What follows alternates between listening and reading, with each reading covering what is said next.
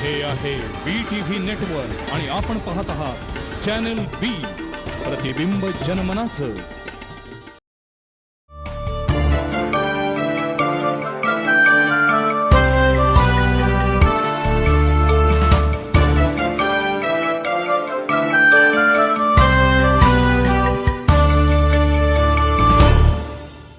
नमस्कार. संवाद प्रतिवाद या आमच्या विशेष कार्यक्रमामध्ये आपल्या सगळ्यांचं मनापासून स्वागत. सध्याचं युग हे 21व्या शतकातलं युग आहे. या शतकामध्ये आपण अनेक नवनवीन विज्ञानाचे शोध लावलेले बघतोय, अनुभवतोय. खरं तर या युगाला काही जण संगणकाचं युग म्हणतात, काही जण धावपळीचं युग म्हणतात आणि अनेक जण ताणतणावाचंही युग म्हणतात. प्रत्येकालाच काही ना काहीतरी हवंय, त्यामुळे जो तो धडपडतोय, पळतोय, संघर्ष करतोय. आणि मग एक वेळ अशी येते की हे सगळं कशासाठी, आपण हे सगळं घेऊन कुठे जाणार आहोत असा प्रश्न आपल्याला पडतो. पण तो क्षण मात्र, पुढच्या क्षणी पुन्हा एकदा आपण आपल्या स्वप्नांच्या मागे धावायला लागतो, अगदी ऊर फुटेस तोपर्यंत. पण मग कधीतरी शांतपणे बसल्यानंतर असा विचार करावासा वाटतो की आपण हे सगळं घेऊन नेमकं कुठे जाणार आहोत.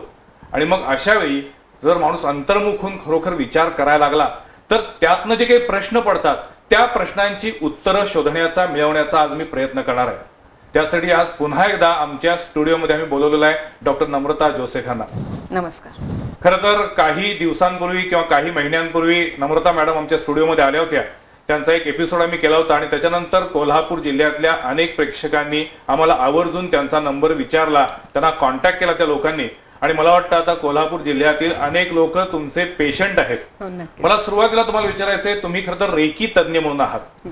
तर रेकी ही मुळात कला आहे, साधना आहे, वैद्यकीय उपचार आहे की मंत्रतंत्र आहे? मंत्रतंत्र नाही, रेकी ही साधनाही आहे. कारण ध्यान साधना हे त्याचं मूळ कारण, जसं गेल्या कार्यक्रमामध्येही मी सांगितलेलं की मूळतः तुम्हाला ध्यान साधक किंवा ध्यान साधना ही करावीच लागते. रेकी ही उत्तेजित केली जाते किंवा तुम्हाला अट्युनमेंट, जसं मी सांगितलेलं, दीक्षा दिली जाते आणि त्या दीक्षेमध्ये तुमच्या 7 चक्रांवरती कार्य केलं जातं. आणि ही ऊर्जा आहे, आपण एक ऊर्जाच आहोत. आता तुम्ही म्हणला विज्ञान युग, पण हे विज्ञान युग आलं कुठून आहे? विज्ञानाचा, मी असं म्हणणार नाही विज्ञानाचा शोध, विज्ञान हा शब्दच, म्हणजे विश्वाचं ज्ञान. तर हे विश्वाचं ज्ञान आपण अर्जित केव्हा करणार? जेव्हा स्वतःबद्दल आपल्याला ज्ञान असेल, म्हणजे अध्यात्म, आधी आत्म. आता अंतरिक्ष या शब्दाचा अर्थ काय? ज्याला आपण अंतराळ म्हणतो. अंतराळ, अंत म्हणजे पाहता पाहता, आणि रिक्ष, इक्ष, खरं इक्ष येते म्हणजे दिसत जाणारा. अच्छा. म्हणजे तुम्ही जेवढ्या खोलवर जात जाणार तेवढा तो तुम्हाला दिसत जाणार. नाही, पण आता एकीकडं विज्ञानवादी कार्यकर्ते असतात, त्यांचं म्हणणं असतं की देवाला रिटायर्ड करा किंवा देव ही संकल्पनाच मुळात नाहीये, देव अस्तित्वातच नाहीये. देवाचं अस्तित्व आहे का नाही? मग देवाचं अस्तित्व आहे आणि आज हे अस्तित्व विज्ञानाने पण मान्य केलेलं आहे. वैज्ञानिक या सगळ्या गोष्टींवरती मी असं म्हणेन की शोध करतायत. रादर अजून देवत्वाचा शोध लागलेला नाही, पण ते अस्तित्व नक्कीच आहे. त्याच्याशिवाय सर निर्मिती, कुठलीही गोष्ट निर्माण होते त्याला कोणीतरी कारणीभूत आहे. कोण? हा, आज आपण तिथपर्यंत पोहोचलेलो नाही. आपलं ज्ञान, उलट मी असं म्हणेन की आपण प्रगती केली, पण मला असं वाटतं की आपल्या पूर्वीच्या जनरेशन्सनी खूप जास्ती प्रगती केलेली. नाही, आपल्याकडे भारतीय संस्कृतीमध्ये अनेक दाखले आहेत. बरोबर. त्यावेळेला म्हणजे आपल्या अणु ऊर्जेपेक्षा अधिक प्रभावी ऊर्जा होती, अधिक वेगवान प्रवासाची दळणवळणाची साधनं होती. नक्कीच. पृथ्वी गोल आहे हे शोध लागला अपोलोसनी लावला असं म्हटलं जातं. पण वराह म्हणजे विष्णू अवतार, ह्यांनी जेव्हा पृथ्वी वाचवली पाण्यातनं, तर त्या शिंगांवरती तो गोल आकाराचीच पृथ्वी दाखवली गेलेली आहे.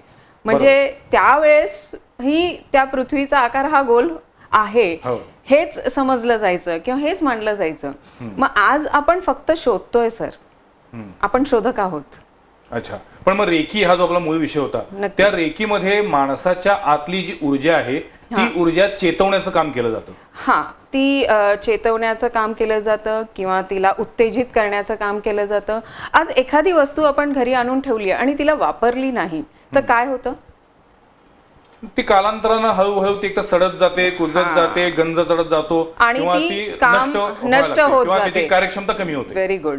तर तेच आज मानवाबरोबर झालेलं आहे. आज तुम्ही मला प्रश्न विचारा, हरकत नाही, काही प्रॉब्लेम नाही. कारण अनेक लोकांच्या मनातले जे काही प्रश्न आहेत, शंका आहेत, नक्कीच. आणि सर्वसामान्य माणूस आता इतक्या स्वतःच्या रोजच्या विवंचनेमध्ये आणखीन काळजीमध्ये बुडलेला असतो, त्याला सगळ्याला कुठेतरी शांतता हवी असते, नक्कीच. पण ती शांतता मिळत नाही. आणि मग त्यातून तो कधी बुवाबाजीकडे जातो, कधी तो दैवत्वाच्या मागे लागतो, तर कधी त्यातून तो हिंसक सुद्धा बनतो. ही सगळी जी या कारण आहेत प्रवृत्ती त्याच्यामध्ये आहेत ना? सगळ्यात महत्वाची म्हणजे जे सुरुवातीला म्हटलं की मनशांती. मनशांती म्हणजे काय? मनशांती म्हणजे समाधान, जे तुमच्याकडे आहे त्याबद्दल असलेलं समाधान. तुम्ही खूप काही तुमच्या शरीरामध्ये, तुमच्या जीवनामध्ये खूप काही गोष्टी घेऊन आहात, पण जसं म्हणतो ना, आपले हे 5 इंद्रिय आहेत, त्याच्यातला महत्वाचा इंद्रिय म्हणजे आपले डोळे, आणि हेच डोळे आपल्याला कुठेतरी भटकवतात. मी असं सरळ स्पष्ट म्हणते, कारण ध्यान साधनेमध्ये सर्वात महत्वाचं म्हणजे आपले 5ही इंद्रिय, म्हणजे आपण शांत करतो किंवा ते बंद करतो. सर्वात आधी तर डोळे बंद केले जातात. का? कारण बाहेरची दृष्टी बंद झाली तेव्हाच ही दृष्टी आतमध्ये जाईल, आत जाणं. म्हणून मी मगाचा शब्द घेतला अंतरिक्षही. म्हणजे कुठेही विज्ञानही जे गोष्ट सांगतं, जोवर आपण आत जात नाही, पाहत नाही, स्वतःला पाहत नाही, दुसऱ्यांना पाहण्यापेक्षा स्वतःला पाहत नाही, तोपर्यंत आपल्याला विज्ञानाचाही शोध लागणार नाही सर. पण तुम्ही आता जी पंचेंद्रिय उल्लेख केलं त्यामध्ये डोळे असतील, नाक असेल, आहे. कान असतील, आहे. त्वचा असेल, हो. हे सगळे दृश्य माध्यमामध्ये आणि ज्याला संवेदनशीलता कळतात असे आपले सगळे बरोबर. इंद्रिय अवयव आहेत. अगदी. मन हा नेमका काय प्रकार आहे? तो अवयव आहे, ते इंद्रिय आहे, आणि त्याचं नेमकं स्थान शरीरात कुठे आहे? मन हा प्रकार अवयव नाही आहे. हार्ट म्हणजे मन म्हटलं की लोकांना वाटतं हार्ट. अजिबात नाही. मला असं वाटतं की हृदय आणि मेंदू हे 2 वेगवेगळे अवयव आहेत, हा, it is आणि only a मनामध्ये part, या organs. दोन्हीचे कदाचित त्याच्यातनं येणाऱ्या चेतना म्हणजे मन असेल. नक्कीच. मन ही ऊर्जाच आहे. जसं सोल किंवा आत्मा म्हणतो, या आत्म्याला चालवणारी ही ऊर्जा आहे. पुन्हा कन्फ्युजन असं आहे की आत्मा आणि मन हे वेगळं आहे. वेगळं आहे. आत्मा हा तुमचं ऊर्जा आहे, ज्याच्यामुळे जीव म्हणतो, शिव आणि जीव. जो परमात्मा म्हणतो तो शिव, आणि जीव म्हटला की तो आपला आत्मा. ह्या जीवाशिवाचं पण मिलन असतं, आणि त्याला मिलन करून देणारा हा गुरु असतो. म्हणून दीक्षा हा प्रकार मानला जातो. कारण तुमच्या मधली ही जी ऊर्जा आहे, ही उत्तेजित करण्याचं काम तुम्हाला गुरु, म्हणजे तुम्हाला ज्ञान मार्गावर नेणं, तुम्हाला सन्मार्गावर नेण्याचं काम हा गुरु करतो. म्हणून गुरु हा तुमच्या आयुष्यामध्ये असलाच पाहिजे. त्या व्यतिरिक्त आता जो तुम्ही जसा प्रश्न मला केला की ही जी ऊर्जा, मन म्हणजे काय, तर हे मन जिथे आत्ता जसं आपण उल्लेख केला, स्वप्न पाहतो, त्या स्वप्नांना आपण विचारात उतरवतो. हे विचार कुठून निर्माण होणार? त्या मनातनं. आपण एखादी त्या विचारातनं मग कृती करतो, त्या कृतीतनंच एखादा परिणाम निर्माण होतो. म्हणजे ह्या परिणामाकरता कारणीभूत आपलं मन आहे. हे मन आपल्या प्रत्येक पेशीवर आहे. सायंटिफिकली प्रूव्ड अगेन की आपली प्रत्येक पेशी ही 21व्या दिवशी बदलते. बरोबर? ट्रान्सफॉर्मेशन म्हणतो आपण त्याला. म्हणूनच एखादी सवय बदलायची तर 21 वेळा जर एखादी गोष्ट केली आपण, म्हणून 21 वेळा जप किंवा 21 आवर्तन म्हणतो, म्हणजे 21 अक्षराचा किंवा अंकाचा जो संकल्प आहे किंवा जो संदर्भ आहे, बिंबवणं कुठे बिंबवलं जातं? तुमच्या प्रत्येक पेशीवर बिंबवलं जातं सर. नाही, पण मला सांगा की मनामध्ये विचारांची उत्पत्ती होते असं आपण म्हणतो. नक्की. पण विचारामध्ये सुद्धा 2 भाग आहेत, म्हणजे सत्कृत्य, दुष्कृत्य, किंवा सत्विचार, असत्विचार. नक्की. तर हे सत किंवा असत कसं ठरतं? म्हणजे एखाद्या माणसाला चोरी करावीशी वाटणं, एखाद्या माणसाला गुन्हा करावासा वाटणं, एखाद्या माणसाला चीड किंवा राग उत्पन्न होणं, द्वेष, मत्सर, असूया यांनी तर सगळं जग आता भारलं गेलेलं आहे. षड्रिपू म्हणून सोडून देतो, आणि जो तो म्हणतो आम्ही सर्वसामान्य माणूस आहे, आम्ही संत नाही, त्यामुळे सगळे षड्रिपू असल्याचा तर एक अभिमान वाटायला लागतो. बरोबर आहे. या सगळ्यातनं बाहेर पडणं सर्वसामान्य माणसाला शक्य असतं का? कारण तो त्या सर्वसामान्याच्या कोशामध्ये स्वतःला अडकून बसलेला असतो. आपण सर्वसामान्यच आहोत, आणि मी तर त्यातनं अतिसामान्य म्हणते मी स्वतःला. कारण म्हणजे आपले आश्रम पूर्ण करतच आपल्याला परमेश्वरापर्यंत जायचंय, किंवा ती गती मिळवायची आहे, किंवा मुक्ती मिळवायची आहे, आणि ह्या सगळ्याचा संदर्भ आहे. आज आपण फक्त विश्वातल्या गोष्टींच्या भोवती फिरतोय. कॉम्पिटिशन म्हणा, कंपॅरिझन म्हणा, कॉन्करिंग एव्हरीथिंग. षड्रिपू म्हणजे काय? आपण काम, लोभ, क्रोध, मत्सर, मद आणि मोह, हे सगळे काय आहेत? तर तुम्ही बघाल तर फिजिकल वर्ल्ड, विकार म्हणजे ह्या फिजिकल वर्ल्डला हे जे काही दिसतंय आपल्याला हे सगळं इल्युजन आहे. आज तुम्ही म्हणाल हा ग्लास माझा, हा ग्लास माझा, हा ग्लास माझा, आत्ता हातातनं सटकला की तो पडला आणि फुटला. काय तुमचं ते तुकडे, ते काचेचे तुकडे, मग नंतर तुम्ही काय करणार, अरे माझा ग्लास तुटला. काय आलं, अटॅचमेंट. पहिले काय होतं, लोभ होता, माझा आहे. त्याच्यानंतर अटॅचमेंट आली, दुःख झालं. म्हणजे सगळ्या सफरिंगला, सगळ्या दुःखाला कारणीभूत कोण आहे? आपलं मनच. आपण आपलं मनच. त्याला कसं आपण विचारात घालतोय, पॉझिटिव्ह का निगेटिव्ह मोल्ड केलं पाहिजे. हा, ह्या विचारातनं निर्माण होतात त्या भावना, जे मी गेल्या कार्यक्रमातही सांगितलेलं. विचारातनं निर्माण होतात भावना, भावनाच ऊर्जा आपली धरते. मग आपल्या भावना जर सकारात्मक असतील तर ऊर्जा सकारात्मक, आपल्या भावना नकारात्मक तर ऊर्जा नकारात्मक. आपण काही घेऊन आलेलो नाही, काही घेऊन जाणार नाही. मला वाटतं संदीप खरेंचं गाणं खूप छान आहे, मी हजार चिंतांनी हे डोके खाजवतो, आणि तो कट्ट्यावर बसतो, घुमतो, शिळ वाजवतो. म्हणजे ते काचेचं उदाहरण घेतलं म्हणून कालच गाणं ऐकत होते तर आठवलं की काचा. मला रेकी बद्दल विचारायचं तुम्हाला, की रेकी तुम्ही मगाशी म्हणलात त्या पद्धतीनं जर आपल्यातली ऊर्जा जागृत करण्याचं ते एक माध्यम आहे असं आपण म्हटलं, तर मग या रेकीचा उपयोग वैद्यक शास्त्रासाठी पण तुम्ही करता. हो बरोबर. त्याचा आणखीन वैद्यकीय शास्त्राचा काय संबंध आहे? कारण वैद्यकीय शास्त्रामध्ये तर आपण जे काही टॅबलेट्स घेतो, जे काही सिरप्स घेतो, ती थेट त्याच्यामधले जे काही औषधी केमिकल जे काही फॉर्म्युला असतो तो आपल्या शरीरात उपयोग आणतो. पण रेकीमध्ये तुम्ही कुठलीही गोळी देत नाही, कुठल्याही पद्धतीचं सिरप देत नाही. मग त्याचा वैद्यकीय परिणाम कसा दिसून येतो? वैद्यकीय परिणाम ह्या प्रकारे दिसून येतो, कारण विचार, विचारातनं भावना, भावनेतनं ऊर्जा, आणि ऊर्जा अस्थिर झाली कीच आपल्या शारीरिक शरीरावरती त्याचे दुष्परिणाम दिसून येतात. पेन म्हणजे एखादं दुखणं हे कशाने निर्माण झालेलं असतं? आपल्या असंतुलित भावनेमुळेच, नकारात्मक भावनेमुळे असंतुलित ऊर्जा, आणि त्याच्यामुळे आपल्याला होणारा हा त्रास असतो. नाही, पण मला समजा शरीराला एखाद्या ठिकाणी कापलं आणि त्यात जखम झाली, हो नक्की, तर ते पूर्णपणे हा एक सायंटिफिकली किंवा वैज्ञानिक वादातून किंवा वैद्यकीय शास्त्रातून जखम आहे, फिजिकल लेवलला आपल्याला वेदना होत आहेत. ऑब्वियस, मग त्या वेदना कमी करण्याची ताकद ही आपल्या शरीरातल्या ऊर्जेमध्ये असू शकते. नक्कीच असते ना. आपल्या शरीरातनं ऊर्जा जी निर्माण होते त्याच्यातनंच तर त्या वेदना आहेत. आज आपल्याला इथे कापल्यावर आपण वेदना म्हणतोय की खूप दुखतंय, एवढूसं कापलं तरी आपण म्हणणार अरे दुखतंय, अरे दुखतंय. पण आपण कधी सोल्जर्सचा विचार केला का? त्यांचे अक्षरशः हात कापलेला असला तरी पण ते फाईट करतात, ते विचार नाही करत. आपण म्हणतो एक मनशांती, त्यांची मानसिक शक्ती होती. That's it. हा, मानसिक शक्ती. मग त्यांच्याकडे, मग आपल्याकडे नाही का? ते आपल्यासारखे नाही का? कुठलीही तुम्ही कुठलेही उदाहरण घ्या, मग ते लहान मुलांचेही उदाहरण असतील. आज कामगारांची मुलं रस्त्यावरती असतात, खेळत असतात, मातीमध्ये खेळतात, तिथेच खातात, तिथेच बसतात, तिथेच दिवसभर उन्हात खेळतात, त्यांना सर्दी खोकला काही होत नाही. आपल्या मुलांना आपण एवढं जपतो, एवढं छान खायला देतो, Bisleri water or anything, we take all due cares, सगळ्या आपण सोयी त्यांना पुरवतो. पण थोडंसं काही पण इकडे तिकडे झालं की लगेच आपल्याला काय होतंय, खोकला होतो, सर्दी होते, ताप येतो, म्हणजे काही ना काही व्याधी पकडते. पण त्याला विज्ञान म्हणतं की अशा मुलांची प्रतिकार शक्ती कमी झालेली असती आणि त्यामुळे त्यांना वेगवेगळ्या व्याधी उद्भवतात. प्रतिकार शक्ती कमी होते पुन्हा तुमच्या इमोशनल डिस्टर्बन्समुळेच ना. मला हे मिळालेलं नाही, माझ्याकडे हे नाही, मी हे करू शकत नाही, माझ्यापर्यंत ही गोष्ट आलेली नाही, म्हणजे सगळे नाही आपल्या डिक्शनरीमध्ये 99% आहेत. पण मग काय केलं पाहिजे याच्यासाठी? सकारात्मक विचार, जे तुमच्याकडे आहे ते पहा. पहिले तर स्वतःमध्ये पहा की तुमच्यामध्ये किती काही आहे. मी जसं मगाशी म्हटलं, अध्यात्म आणि विश्व विज्ञान हे एकच का? कारण आत्म्यामध्ये, आपल्यामध्ये जे काही आहे पहिले ते शोधल्याशिवाय तुम्ही बाहेरच्या जगामध्ये काहीच शोधू शकत नाही सर.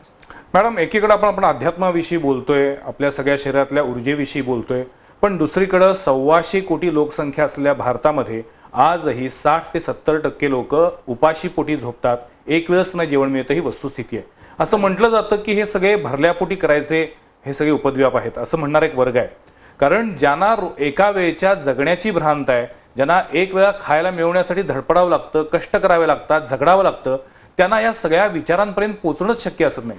त्यांनी कसं या गोष्टीकडे बघायचं, त्यांनी का स्वीकारायचं हे सगळं ज्ञान? शनिवारी माझा एक कार्यक्रम आहे, त्या कार्यक्रमामध्ये टेस्टिमनी द्यायला म्हणजे ह्याच्याबद्दल बोलायला माझे एक विद्यार्थी म्हणेन, माझे एक क्लायंट येणार आहेत मुंबईहून. यांना सायटिकाचा प्रॉब्लेम होता. सायटिका म्हटलं तर L4-L5 मधली जी नर्व असते. ऑपरेशन होतं शुक्रवारी आणि गुरुवारी माझ्याशी बोलले. मी म्हटलं मी ट्रीटमेंट करेन, पण तुम्हाला बाहेर येऊन माझ्या क्लिनिकला येऊन भेटावं लागेल. आम्ही फिजिकल ट्रीटमेंटला नाही म्हणत नाही सर, पण त्यांना तेवढी ऐपत नव्हती की ते ऑपरेशन करू शकत होते, तेवढा खर्च करण्याची. म्हणून त्यांना मनच नव्हतं की मी हे ऑपरेशन करावं. पण 15 दिवस ते बेडवरनं उठू शकत नव्हते. तुम्ही आता जे बोललात तर एक टायमाची खाण्याचीही मारामारी होती त्या लोकांची. माझं एकच त्यांना उत्तर होतं, तुम्ही पहिले माझ्याकडे या, आपण बघू, मला तुमची केस बघू द्या. केस बघितल्यानंतर 1-1.5 महिन्याची ट्रीटमेंट. उद्या ते येणार आहेत इथे, म्हणजे शनिवारी पुढच्या इथे असतीलही ते कोल्हापूरमध्ये, की स्वतःचा अनुभव सांगणार आहे. ते आज गर्वाने सांगतात की त्यांनी हा विचार सोडलेला आहे. आजही खाण्याची मारामारी आहे, आजही त्यांच्याकडे पैशाचे प्रॉब्लेम आहेत, पण आज तुम्ही ती फॅमिली बघाल, मुलगा 10वीला आहे आणि नवरा बायको अगदी आनंदाने आहे. पण मला आता तुम्हाला पर्सनली विचारायचंय की तुम्ही जेव्हा या पद्धतीनं रेकीची शिबिरं घेता किंवा रेकी विषयी लोकांना शिकवता किंवा वैद्यकीय उपचार करता, तेव्हा त्याच्या मागे तुम्ही फी घेताच. हो, नक्कीच. पण ह्याच्यामध्ये तुम्ही असं विचार करता का की तुम्ही हे सगळं कशासाठी करताय, मग तुम्हाला काय नेमकं घेऊन जायचंय? समाधान. पण मग समाधान मिळवत असताना त्याच्यासाठी पैशाची गरज काय? मग समाधान मिळवत असताना पैशाची गरज एवढीच आहे, कारण मला 1 किंवा 2 लोकांसाठी नाही करायचंय. आज मी मुंबईहून इथे आली तर मला कोणी फ्री ऑफ कॉस्ट मुंबईहून इथपर्यंत. पण मग जेवढ्या तुमच्या गरजा आहेत त्या गरजा भागतील इतपत पैसा तुम्हाला हवाय की अजून त्याच्यामधनं तुम्हाला तुमचं करिअर करायचंय? हे करिअर नाहीये सर. माझं करिअर असतं तर माझा प्रोफाईल एवढा मोठा आहे की करिअर मी इंजिनियर म्हणूनही केलं असतं and into education also. पण करिअर हा भागच नाहीये माझ्या आयुष्याचा. हा माझ्या आयुष्याचा, आपण जसं पुरुषार्थ म्हणतो किंवा goals, purpose in life. So that purpose in life is something to give others. मी हा प्रश्न एवढ्यासाठी आपल्याला विचारला होता की अनेकांना आपण नेमकं का जगतोय, कशासाठी जगतोय याचंच उत्तर सापडत नाही. माझं हे उत्तर अगदी फर्म आहे.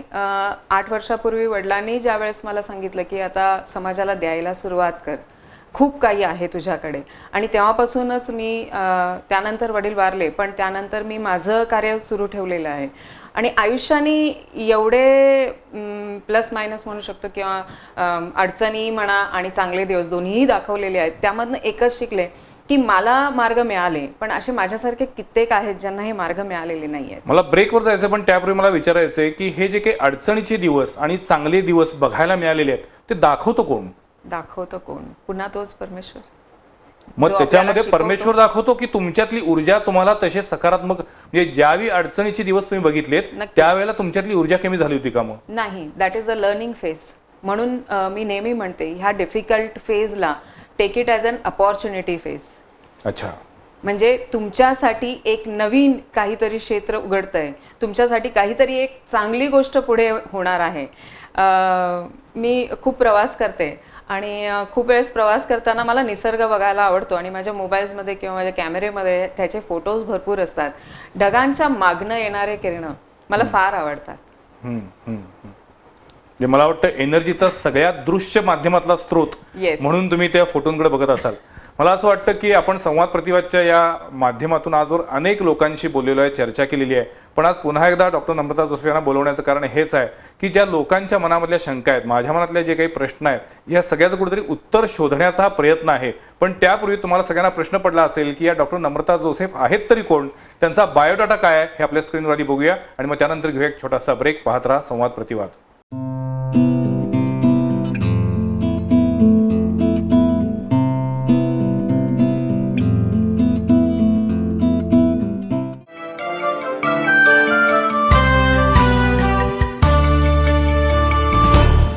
निसर्गाच्या कुशीत हिरव्यागार तुलईत ऐतिहासिक पन्हाळ्यानजीक साकारतंय 58 फार्म हाऊसचं परिपूर्ण नगर पूजा ग्रीनलँड. 1, 2 आणि 3 BHKचे 700 ते 1,500 चौरस फुटांचे स्वतंत्र आणि ट्विन फार्म हाऊसेस. ताणतणाव, धावपळ, दगदग, प्रदूषण, गोंगाट यापासून दूर निसर्गरम्य वातावरणात आधुनिक सोयीसुविधांयुक्त पूजा ग्रीनलँड मधील तुमचं फार्म हाऊस म्हणजे मनशांतीचं रिफ्रेश होण्याचे डेस्टिनेशन. पहिल्या फेजच्या पूर्ततेनंतर दुसरी फेज गतीनं पूर्णत्वाकडं. त्यामुळं बुकिंगसाठी उशीर करू नका. संपर्क पूजा बिल्डर्स अँड डेव्हलपर्स, भक्ती पूजा नगर, मंगळवार पेठ, कोल्हापूर. पहिले बाळ देणे माझ्या लेकीच्या पहिल्या सोनेरी पाऊल खुणा. प्रत्येक नक्षी हवी हवीशी खुलत जाईल आनंदात. हे तर माझंच मोठं होणं सुवर्णाच्या तेजात.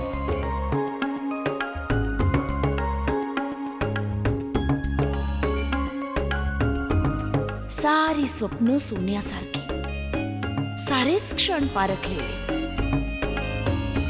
कण अन कण तिचेच तिच्याचसाठी वेचलेले. एके दिवशी सौंदर्याला मिळेल सौभाग्याची साथ, झळाळणारे तन्मन, रंगरूपाची बरसात, आयुष्य उजळवून टाकणार अलंकाराने सजलेलं, पिढ्यानुपिढ्यांचं लखलखतं नाविन्य. महेंद्र ज्वेलर्स. निसर्गाच्या कुशीत, हिरव्यागार तुलईत, ऐतिहासिक पन्हाळ्यानजीक साकारतंय 58 फार्म हाऊसचं परिपूर्ण नगर. पूजा ग्रीनलँड. 1, 2 आणि 3 BHKचे 700 ते 1,500 चौरस फुटांचे स्वतंत्र आणि ट्विन फार्म हाऊसेस. ताणतणाव, धावपळ, दगदग, प्रदूषण, गोंगाट यापासून दूर, निसर्गरम्य वातावरणात आधुनिक सोयीसुविधांयुक्त. पूजा ग्रीनलँड मधील तुमचं फार्म हाऊस म्हणजे मनशांतीचं रिफ्रेश होण्याचे डेस्टिनेशन. पहिल्या फेजच्या पूर्ततेनंतर दुसरी फेज गतीनं पूर्णत्वाकडं. त्यामुळं बुकिंगसाठी उशीर करू नका. संपर्क पूजा बिल्डर्स अँड डेव्हलपर्स, भक्ती पूजा नगर, मंगळवार पेठ, कोल्हापूर.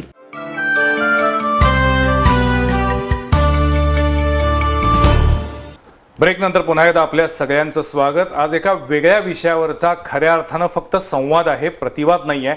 अनेक गोष्टी ज्या अजूनही मानवाला उकललेल्या नाही आहेत त्याचा शोध घेण्याचा अनेक स्तरावरती प्रयत्न सुरू आहे. आपण तर खूप छोटी आणि लहान माणसं आहोत, पण सर्वसामान्य माणसाच्या मनात ज्या काही शंका आहेत, त्याला स्वतःबद्दल पडणारे जे काही प्रश्न आहेत, होतं काय की आपल्याला इतरांबद्दल खूप प्रश्न पडतात पण स्वतःबद्दल फार कमी प्रश्न पडतात. हे स्वतःबद्दलचे प्रश्न जेव्हा वाढतील आणि ते सतावा लागतील तेव्हा मला वाटतं त्यातनं मिळणारी उत्तरं ही तुम्हाला मनशांतीचा पहिला टप्पा म्हणून उपयोगी पडतील. त्या दृष्टीनं आज मी डॉक्टर नम्रता जोसेफ यांच्याशी बोलतोय. मॅडम, रेकी या विषयात मला पुन्हा तुमच्याकडे यायचंय, पण त्यापूर्वी मला आपण जे काही आता सगळं बोलतोय त्यामध्ये अध्यात्म शब्द येऊन गेला, ऊर्जा येऊन गेला, आत्मा येऊन गेला, अंतरिक्ष येऊन गेला. एक शब्द मात्र वारंवार समाजातल्या सर्व स्तराकडून